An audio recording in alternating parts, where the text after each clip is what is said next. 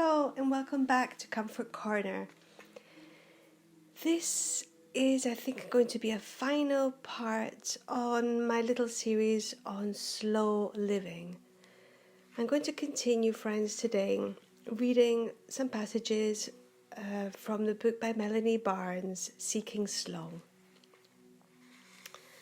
Why meditate and practice mindfulness? That's what I'm going to begin with today. Meditation is like hitting a reset button each day. Any challenges or difficulties that have arisen over the last 24 hours float to the surface and dissipate. Meditation allows us the space to return to a neutral mind, helping us to not become fixated on or attached to negative thoughts and emotions. Meditation also helps us be aware of the tension our bodies can hold. By sitting and focusing on our breath for extended periods of time, we notice parts of our bodies awaken with the flow of breath and energy as we begin to let go of any tension. Learning to be present in the moment helps when challenging situations arise. We find that we don't have an emotional knee-jerk reaction, but are able to take a moment to mindfully react. So generally, we are able to remain calm and act with more compassion. One main principle behind meditation is to calm our minds, which are often full of thoughts and internal chatter. An analogy of a lake is often used to help explain why a calm mind is so important. Imagine that our thoughts are like the water. A busy, restless mind equals a choppy lake in which the water turns murky due to the bottom of the lake being disturbed. It is then impossible to see below the surface. However, when the lake is calm and still, the water is clear and you can see with clarity down to the depths of the lake bed.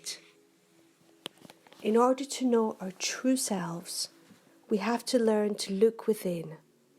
And we can only do this once we have learned how to still the mind and quiet the chatter.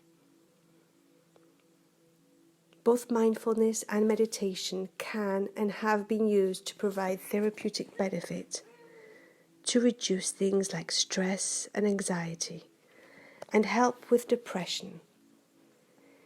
In a meta-analysis of 47 studies on the application of meditation methods to treat patients with mental health problems, the findings show that meditation can lead to decreases in depression, particularly severe depression, anxiety, and pain. Along with producing general feelings of well-being and peace, meditation also has the potential, with a regular in-depth practice, to change character traits and habits. There are different levels of meditation, so the benefits will vary depending on your practice, how long you sit and meditate for, and how regularly, and how you progress with the meditation will all have an effect on the outcome. A day retreat will provide a temporary basis, a temporary oasis in altered states, but to make long-lasting changes, you will need to commit to a regular practice.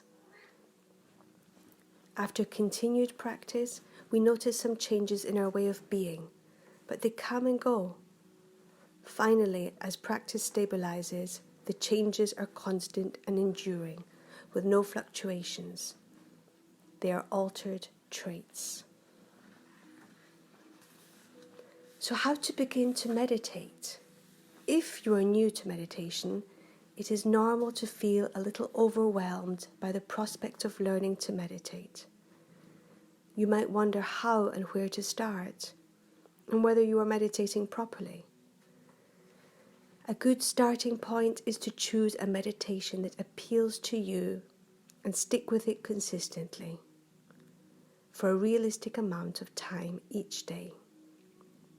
The repetition of a daily practice is important and consistency is key.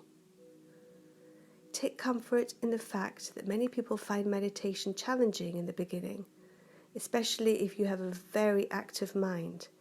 Just sitting in stillness can be excruciatingly difficult. In this case, moving meditation and mantras can be helpful. The repetitive movement or the repetitive mantra give the mind something concrete to focus on and a tangible task to channel any excess energy into.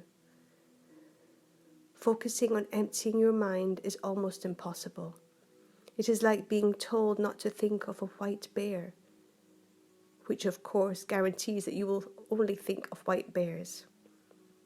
Instead, when meditating, try to find those moments of stillness and stay present in them.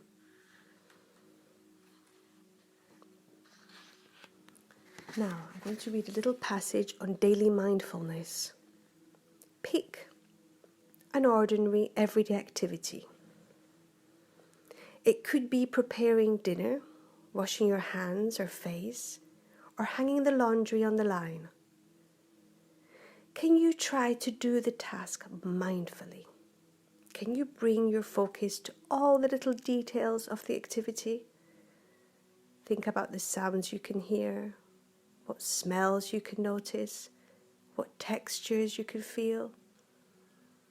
Using the example of washing your hands, take the time to notice what the water feels like on your skin, the sensation, the temperature, the sound the water makes, the smell of the soap, how soft the towel feels when drying your hands. Really engage all 5 senses to bring your attention to focus on the present moment that is right in front of you. If you find your mind wandering, gently bring it back to the task you are doing. And when you're finished, you can note down anything you noticed, how hard you found the exercise. So friends, I am going to encourage you to follow what feels good for you. Follow what feels good for you. Take time for yourselves. It's so important.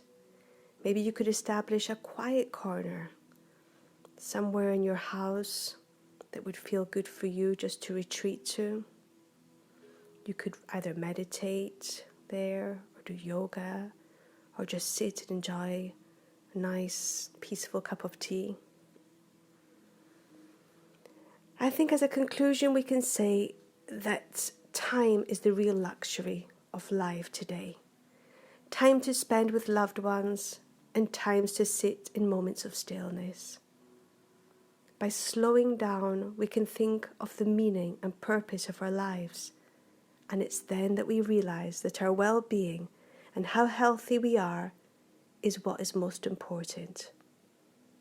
So friends, keep it simple, slow down, and take precious time out for yourselves on a regular basis to connect with your inner and authentic self. That's Sophie, my little cat. She's here with me just now. So she is saying hello to friends. And we both bid you a lovely day. Take care. Namaste.